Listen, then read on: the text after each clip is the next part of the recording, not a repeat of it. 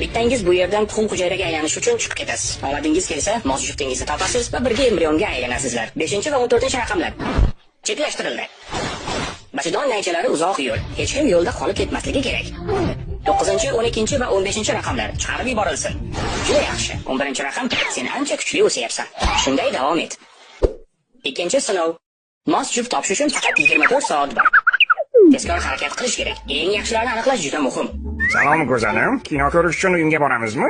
O, zo'r-ku. Mayli ketdik. Cheklatildi. Juda oson rozi bo'ling. 13-raqam. Bir piyola choy ichishga nima deysiz? Yo'q, aslo yo'q. Surbotdan bezbet, san bilan choy ichgandan ko'ra o'lganim yaxshi. Chetlashtirilsin. Juda ham dimog'dor.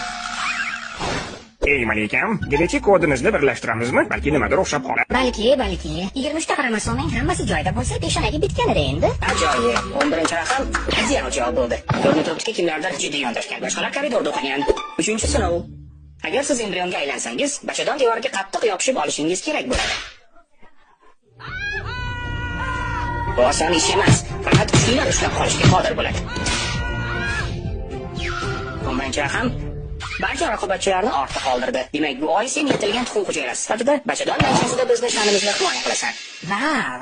Ey, gipolis, nomzoding tayyor. Elga garmonidan yubor.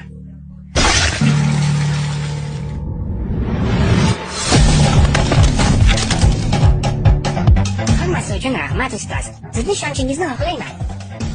Omad yor bo'lsin, qizginam. Agar juft topa olsang zo'r bo'ladi. Men senga ishonaman. Urug' hujayra bo'lmasa-chi, unda nima bo'ladi? Shu holda qizil toshqin bo'ladi. Va biz yana qaytadan